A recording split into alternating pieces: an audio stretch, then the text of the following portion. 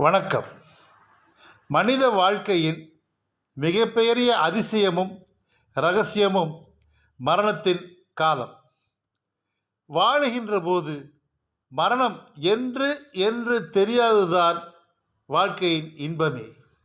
ஆனால் தான் விரும்புகின்ற நேரத்தில் விரும்புகின்ற விதத்தில் மரணம் எய்தலாம் என்று வரம் வாங்கியவர் இருவர்.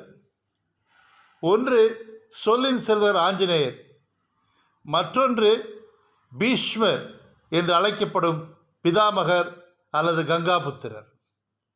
போரிலே அர்ஜுனன் வாளிகளால் வீழ்ந்தாலும் போர்க்களத்திலே அந்த அம்பு படுக்கையிலே படுத்துக்கொண்டு உத்தராயண காலம் வரை தன் உயிரை கையில் வைத்திருந்தார்.